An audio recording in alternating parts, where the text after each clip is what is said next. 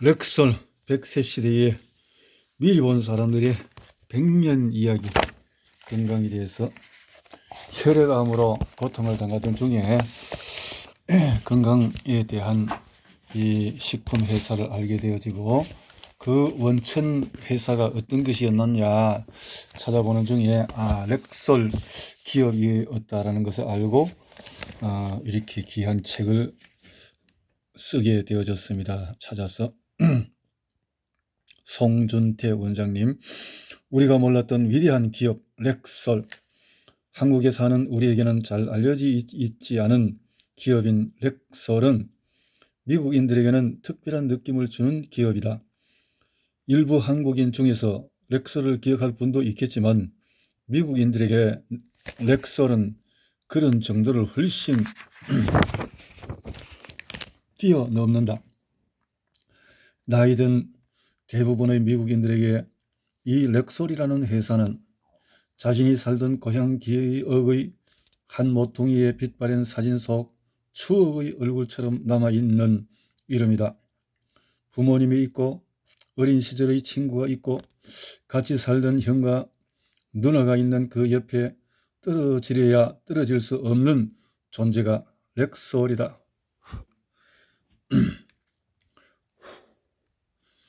렉설은 위대한 리더의 꿈과 비전에 의해서 설립되었다.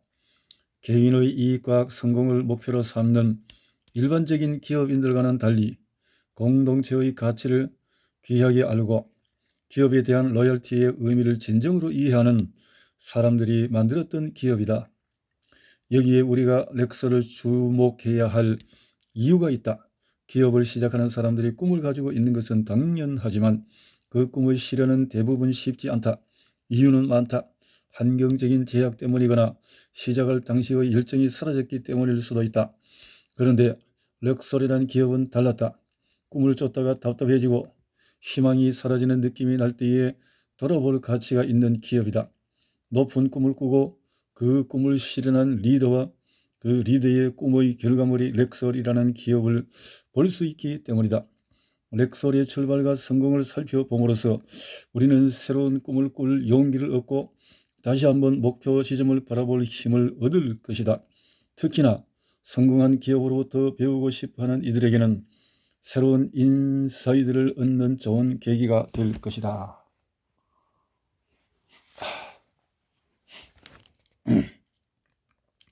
렉설이 완벽한 기업인가? 그럴 수는 없다. 해 아래 존재하는 무엇도 완전할 수는 없기 때문이다. 그러면 왜 다른 기업이나 마찬가지로 완벽하지 못한 렉설이란 기업에 대해 이야기를 해야 하는가? 배울 것이 있기 때문이다. 얻을 것이 있기 때문이다.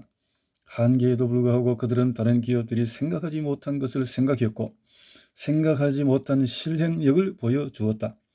남들이 가는 길을 가지 않고 자신들이 옳다고 한 길을 갔다.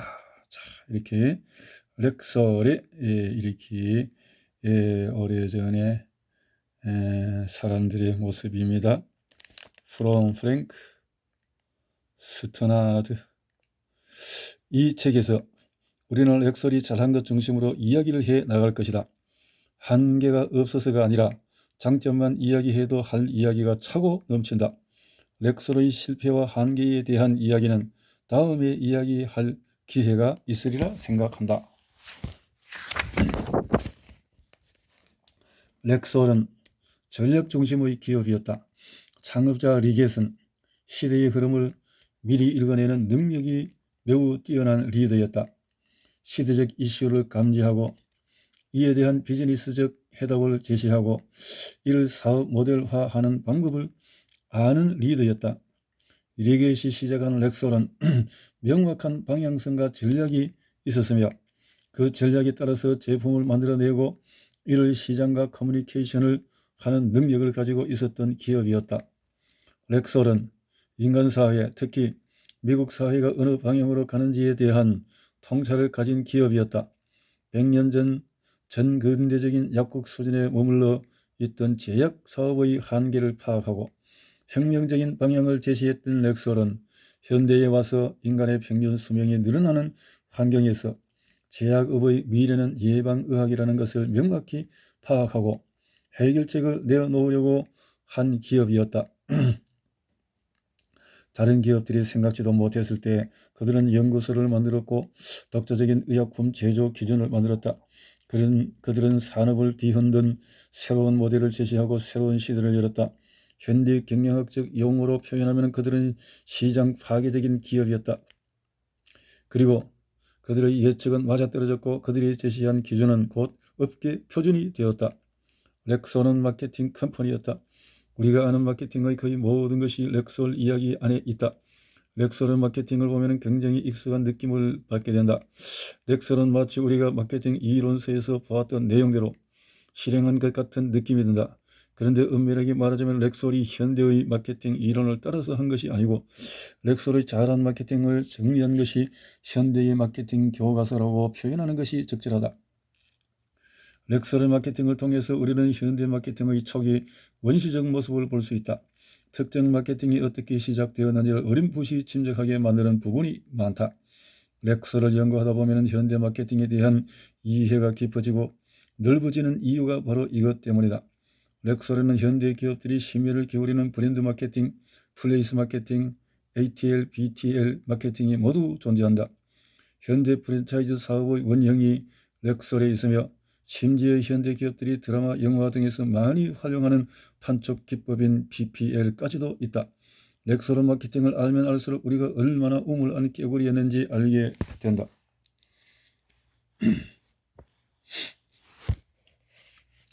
렉솔은 공동체 중심의 기업이었다. 렉솔은 경영에부터 시작해서 사람의 신뢰를 중시하는 문화를 가진 기업이었다. 렉솔은 구성원들의 충성으로 맺어진 기업이었다. 현대 기업들이 로열티라는 단어로 회사 내부의 경영자와 종업원, 기업과 소비자의 관계를 묶어내려고 하지만 쉽지 않다. 그런데 100년 전에 렉솔은 이런 로열티를 만들어냈다. 이들은 어떻게 그런 관계가 가능했을까? 렉솔에서 파트너를 미국식으로 굴린 발음을 그대로 표기한 것. 파트너라고 불린 2만 5천 개 이상의 독립약국들과 렉솔의 관계는 운명 공동체였다고 할 수 있을 정도로 끈끈했다. 렉솔 본사를 독립약국들이 수익을 올릴 수 있도록 낮은 가격의 제품을 공급하고 다양한 판촉 아이디어들을 제공한 반면에 독립약국들은 렉솔 상품을 독점적으로 판매하면서 렉솔이 재정적인 어려움이 있을 때는 구원군으로 도움을 주기까지 했다. 프랜차이즈 업계에서 일어나는 다양한 불협화음에 익숙한 우리가 흔히 볼 수 없는 무척이나 신선한 장면들이다. 렉솔에는 이렇게 현대의 기업의 성공 요인으로 언급되는 것은 거의 모든 것들이 숨어있다. 우리는 이 책을 통해서 렉솔이 가진 것을 살펴볼 것이다. 렉솔이라는 기업이 바라본 세상은 어떤 것이었는지, 그들은 더 좋은 세상을 만들기 위해서 어떤 꿈을 꾸었는지, 그리고 어떻게 그 꿈을 실현시키는지를 4개의 챕터로 나눠서 살펴보게 될 것이다. 첫 장에서 우리는 렉솔의 리더들에 대해서 살펴볼 것이다. 100년이 넘는 기업 렉솔에 많은 리더들이 있었지만 여기서는 렉솔 역사 중에 중요한 영향을 끼친 3명의 리더들을 중심으로 그들의 삶과 꿈, 렉솔에 미친 영향을 살펴볼 것이다. 그들을 통해서 한 기업이 세상에서 의미 있는 기여를 하고 리더가 왜 중요하고 리더의 비전이 얼마나 필수적인지를 살펴볼 것이다. 두 번째 장에서는 렉솔의 전략과 이 전략에 따른 혁신에 대해서 살펴볼 것이다. 성공에서 가장 중요한 것 중에 하나는 문제를 정확히 아는 것이라고 한다. 문제를 제대로 알아야 답을 찾을 수 있다. 기업의 전략 관점에서 이야기하자면 이슈 발굴 능력이다. 기업이 몸담고 있는 비즈니스 환경을 어떻게 바라볼 것인지, 모두가 답답해하고 있는 현재 해결해야 하는 이슈가 무엇인지를 찾아내는 능력이다. 이슈를 찾아내고 나면 문제에 대한 대안을 찾는 것이 중요해진다. 문제 파악도 중요하지만 대안을 찾아내는 능력도 그 이상으로 중요하다. 렉솔은 100년 역사 내내 문제를 찾아내고 이를 풀어내는 데 탁월한 모습을 보여주었다. 우리는 그들이 문제를 바라보고 해결하는 과정을 살펴보게 될 것이다. 그들의 답인 혁신을 사업 모델 측면, 제품 측면, 유통 프로세스 측면에서 이야기하게 될 것이다. 세 번째 장에서 우리는 렉소를 아는 모든 사람이 가장 알고 싶어하는 렉소로 마케팅에 대한 이야기를 하게 될 것이다. 왜 현대의 마케터들이 렉서로이 마케팅을 공부하는지, 왜 100년 가까이 된 렉서로이 광고들이 인터넷이나 유튜브 등에서 아직도 인기 있는 콘텐츠가 되고 있는지 그 이유를 찾아볼 것이다. 렉서로 마케팅을 브랜드 마케팅, 광고 홍보, 단청 마케팅으로 나누어 실제로 렉설이 진행했던 마케팅 사례 위주로 살펴보게 될 것이다. 네 번째 장에서 우리는 렉설을 렉설답게 만든 중요한 요인인 구성원들 간의 끈끈한 로얄티, 충성에 대한 이슈를 다룰 것이다. 왜 렉설에서 가족 같은 연대가 중요했는지, 이런 생각은 어디서 출발한 것인지, 그리고 어떤 방법으로 이런 공동체적인 기업을 만들어내는지 대해 생각해 볼 것이다. 구성원들의 로열티를 렉설 약사들과 소비자들, 렉설 기업 내 경영자와 종업원 간의로 나누어 살펴보고, 마지막으로 렉설 공동체를 묶어주는 특징 중 하나인 리게시, 렉설 의사들에게 보낸 편지 문화를 살펴보게 될 것이다. 이야기의 마지막에 우리는 렉설의 비전과 꿈을 다시 한번 돌아보고 현대의 렉설은 어떤 모습으로 이어지고 있는지를 보게 될 것이다. 리겟이 1902년 기차 안에서 꾸었던 꿈이 21세기 어떻게 발전적으로 개성이 일어나고 있는지, 현대를 사는 우리가 렉설 스토리를 통해서 무엇을 얻을 수 있는지를 생각해 볼 것이다. 기업 비즈니스 전략과 마케팅에 대해서 관심 있는 사람이라면, 또한 세상을 바꾸는 리더와 기업에 대한 이야기에 목말라 있는 사람이라면 이 렉설 스토리가 그 목마름의 일부를 충족시켜 줄 수 있을 것이라고 확신한다. 본 이야기에 들어가기에 앞서 미국인들이 렉설에 대해서 어떤 기억을 가지고 있는지에 대해 이야기하는 것으로 렉설과 그들의 꿈에 대한 이야기를 시작해 보자. 누구나 어렸을 때에 뛰어놀던 동네의 기억은 한편의 영화처럼 머릿속에 오롯이 남아있을 것이다.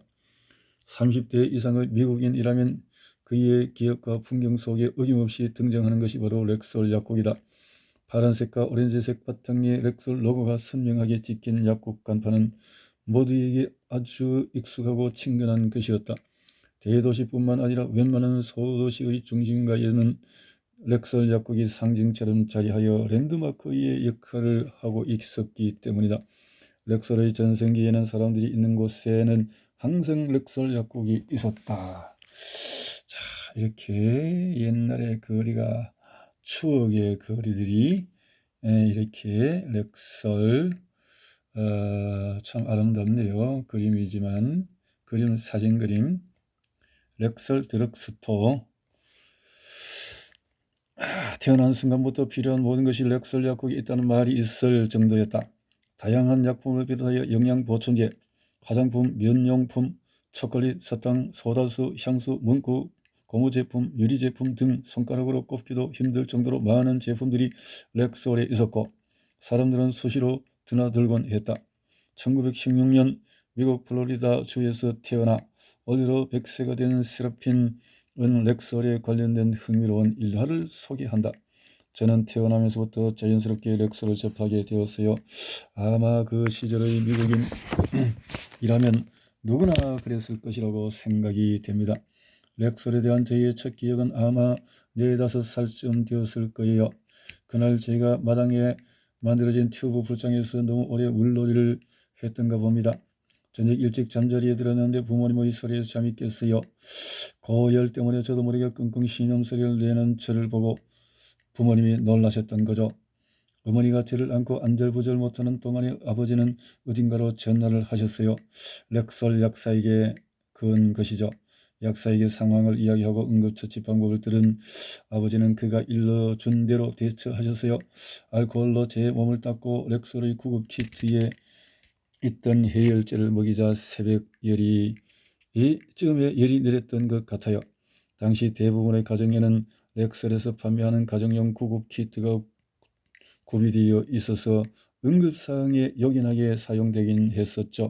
그랬어요. 예상하지 못하는 시간에 전화벨이 울려서 놀라기도 했겠지만 우리에게는 렉설 약사는 좋은 이웃이자 친절한 상담사로 인식되어 있었기 때문에 그런 시간에 전화로 상담하는 일이 가능했던 것이죠.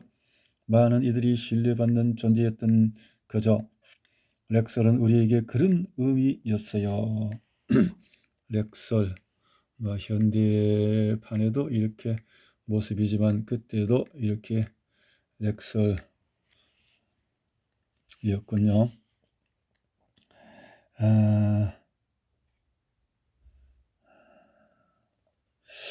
그 당시 우리 마을에 일어나는 일은 렉설 작곡을 중심으로 모이거나 퍼져나가기도 하고 또 마을의 문제들이 여기에서 해결이 되기도 했어요. 마을 사람들의 아지트로 이용됐어요.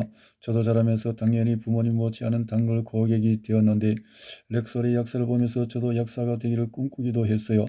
그래서 저는 제 장난감 외관에 병과 용기를 가득 채우고서는 고양이와 강아지들에게 약을 나누어 주는 흉내를 낸 기억이 있어요. 좀 더 성장한 후에 친구들과 이야기하다가 저와 같은 꿈을 꾼 친구들이 꽤 많다는 것을 알고 재미있어 했던 기억도 나요. 그도 그럴 것이 렉서는 우리에게 상상할 수 있는 모든 것이 있는 황홀한 꿈의 가게였죠. 기념일이면 우리는 언제나 렉설 약국으로 달려갔어요. 선물이 필요할 때마다 렉설 약국에 가면 준비할 수 있었거든요. 매주 일요일 교회에 다녀오는 길에 아버지를 잘라 소다수를 사먹는 재미를 준 것도, 용돈을 모아서 매주 발행되는 만화책을 사봤던 것도, 5센트짜리 아이스크림을 먹으며 친구들과 수다를 떨었던 것도 렉설 약국이었어요. 렉설에 대한 추억이라면 정말 무궁무진하게 많아요. 그리고 10대 소녀였던 제가 처음 화장을 배웠던 것도 바로 렉설의 카라놈 코너였어요.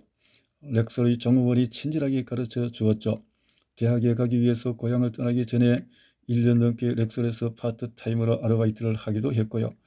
이야기를 하다 보니 정말 렉설에 관한 추억이 끝이 없이 나오네요. 저뿐 아니에요. 많은 이들의 어린 시절과 10대 시절에 렉설은 일상이자 선물 같은 곳이었으니까요. 정말 특별하고 따뜻한 기억이에요. 물론 대학에 가서도 가까운 렉설을 주로 이용하곤 했어요. 하지만 같은 렉설이라도 고향 마을의 렉설 약국과는 의미가 전혀 다르게 느껴졌던 것이 사실이에요. 그러니까 렉설 속에서의 모든 생태권까지 다 있었으니까. 자, 세라핀의 경험으로 렉설이 미국인들에게 어떤 역할을 했으며 현재 어떤 기업으로 자리 잡았는지를 잘 알려준다. 퍼스트 스톱. 미국인들 대부분이 따뜻하고 가족 같은 것으로 기억하고 있는 렉설 신화. 그런데 그 신화가 단지 각 도시의 렉설 약국이 존재했다는 이유 하나만으로 만들어진 것이었을까? 그렇지는 않을 것이다. 그렇다면 누가 왜 이런 렉설 약국 개념을 생각해냈을까? 그리고 그들은 어떻게 그 꿈과 비전을 실현해 나갔을까? 이제 위대한 기업 렉설의 이야기 속으로 들어가 보자. 자, 퍼스트 트립, 렉설, 이런 모든 태어나면서부터 모든 삶을 이 안에서 했다 이 말인데, 렉설의 제품들이 쭉 보니까 이렇게 건강제부터 해서 파노바이트, 렉설, 슈퍼, 플라민 뭐 이런 여러 가지 참 대단하네요. 이렇게 참 제품들이 이래 했어요. 렉설, 아스피린 등등, 렉설의 다양한 아스피린들. 자, 이게 아스피린들이 이 해열제 역할을 하면서 그러니까 이 지금으로 봤을 때는 천연이 아닌 항생제 역할을 하는 것이지만 어떻든 필요했던 시대였으니까 한국 전쟁 때 렉설이 지원한 제품들이 있군요. 이렇게 군 의료용으로 되어졌군요. 포워드 렉설의 쭉쭉쭉쭉 또 하나의 리게드선티스 이렇게 시작에 대해서 제품의 혁신, 유통, 마케팅, 브랜드 마케팅 등등등등 이렇게 판촉 마케팅, 렉설의 역사들은 렉설의 또 꿈, 밀시티 이 꿈이 어떻게 흘러내려왔느냐 하는 것을 쭉 보게 되어집니다. 쭉 해서 파트 1에서 리드가 다르다. 위대한 모든 것은 리드로 시작해서 리드로 끝난다. 저 알렉산더, 시즈, 징기스칸 이런 리더가 있듯이 리드란 말은 원래 통로 혹은 길 이런 뜻이다 라는 건데요. 섹슨어, 잉글로 섹슨어에서 유래되었다. 원어를 보면은 리더는 길을 알려주는 사람의 의미로 해석이 된다. 뱃사람들 사이에서는 리더라는 말이 원래 배가 가는 길, 경로를 의미했던 것을 보면은 육지에서의 리더는 무리를 앞에서 이끄는 사람이고 바다에서 배의 방향을 잡아주는 사람이었다는 것을 알 수 있다. 어떤 기업, 조직, 국가가 위대하다는 말을 듣는다면 그곳에는 반드시 위대한 리더가 존재한다. 위대한 마케도니아에서 알렉산더가 있었고 위대한 로마에는 위대한 시즈가 있었으며 위대한 몽골 제국에는 위대한 징기스칸이 있었다. 위대한 리더나 위대한 인간이 반드시 위대한 국가를 만든다고 할 수는 없지만 위대한 국가에는 반드시 위대한 리더가 존재했다. 위대한 리더. 과거에는 국가의 통치자이기도 한 이 리더들이 일반 사람들과는 다른 자질을 가진 특별한 사람들이라고 여겨졌다.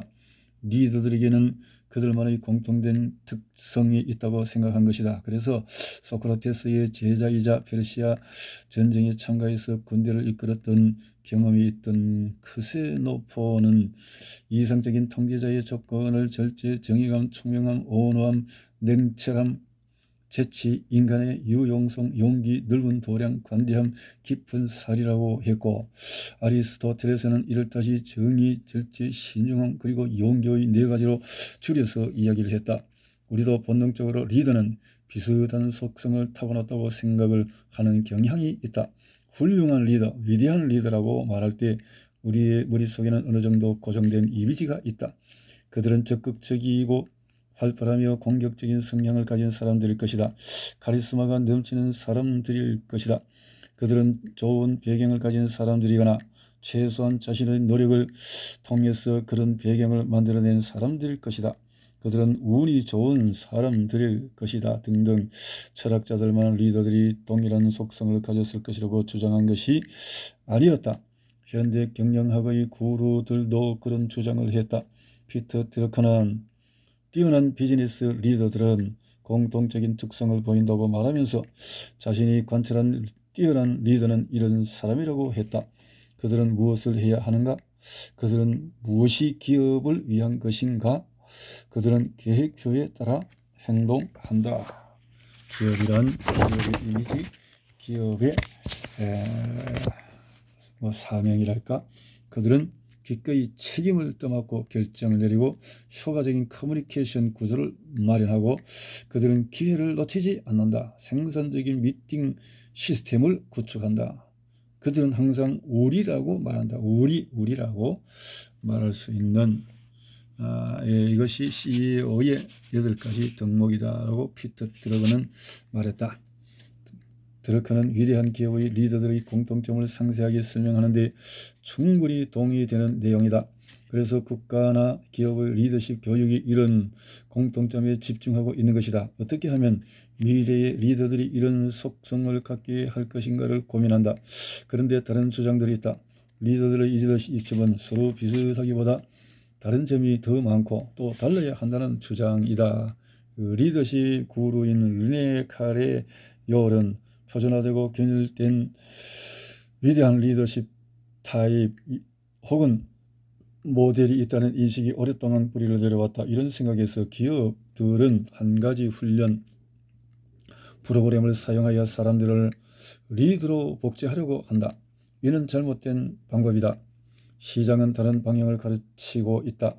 현재 상태를 뒤흔들고 비슷비슷한 사람들 중에서 새로운 방향을 제시하는 사람이 바로 위대한 리더이다라고 했다. 전직 미 국무장관 콜린 파월도 비슷한 이야기를 한다. 콜린 파월. 경영은 과학일지 몰라도 리더십은 예술이다. 타입 A 아니면 타입 B를 계속해서 고수할 수 있는 환경을 나는 한 번도 본 적이 없다. 때에 따라 어느 한쪽은 완전히 옳지 않을 수도 있다. 다른 상황은 다른 리더십 타입을 요구한다. 리더십 에센스 필터라도 자, 이렇게 리더십에 대해서 이 리더들이 어떻게 렉소를 이끌어왔는가 하는 것을 보자 이 말인데요. 우리의 생각과는 달리 실제 리더들을 살펴보면 각 리더에게는 전혀 다른 속성들이 나타나는 것을 볼 수 있다. 리더들의 속성이 같은 경우가 오히려 희귀하다는 것은 어찌 보면 당연한 말이다. 그들에게 주어진 환경이 다르기 때문이다. 알렉산더와 징기스칸과 시저는 결코 같지 않았다. 그들은 독특한 공동의 자질을 가지고 태어난 사람들이 아니라 자신에게 주어진 환경 속에서 그 환경을 잘 이용한 사람들이었다고 이야기하는 것이 훨씬 적절하다. 이런 특성은 비즈니스 세계에서도 마찬가지다. 현재 비즈니스 세계를 보아도 위대한 기업에는 위대한 리더가 존재한다는 사실은 국가적 지도자의 경우와 다르지 않지만 리더십의 모양은 전혀 다르다. 흔들리지 않는 기업 CEO는 결단력과 열정의 사람적 멸치가 있었고 새로운 아이디어와 생각이 넘치는 버진 그룹에는 괴짜 경영자 리차드 브랜슨이 있으며 고객의 관점에서 민감한 스타벅스에는 기업이 주려고 하는 가치를 최우선순위로 생각했던 하워드 슐츠가 있었다. 다른 시기와 다른 조직 문화에서 그들은 나름의 독특한 리더십을 발휘했고 그들의 영향력은 그들이 그 조직 내에 있는 동안과 그들이 떠난 이후에 계속해서 조직의 DNA가 되었다. 이 리더십에 대해서 길게 이야기한 이유가 있다. 렉스의 위대함을 만든 3명의 리더들 루이스 K. 리겟, 저스틴 다트, 칼 드산티스에게서 같은 면보다 같은 면을 더 많이 발견하기 때문이다. 전혀 다른 리더십 스타일을 가졌음에도 불구하고 그들은 렉설의 역사에서 위대한 업적을 만들어낸다.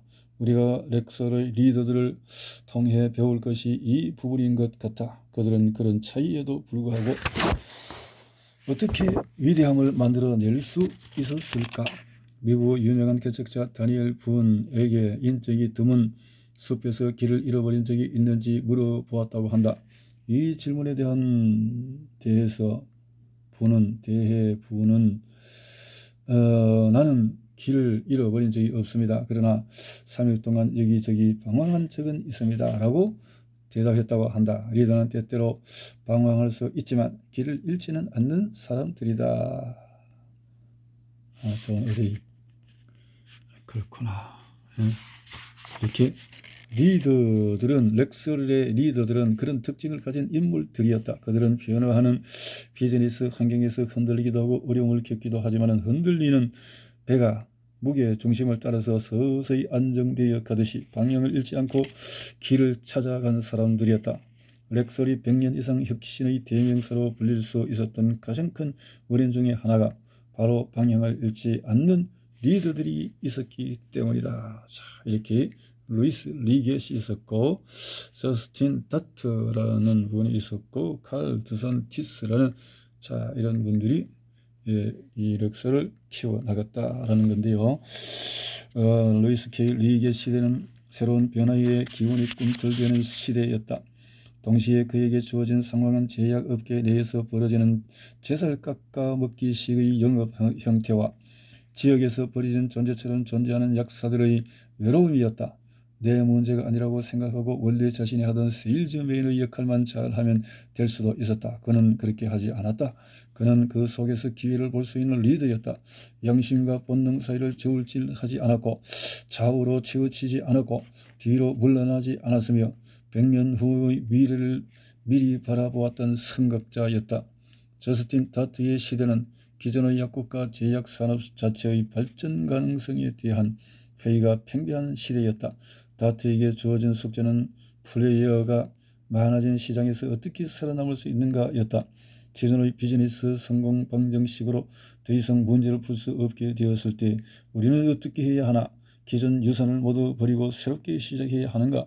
아니면 기존의 유산을 더 강화해야 하는가? 다트는 리겟과는 다른 방식으로 이 문제를 해결하려고 시도한다.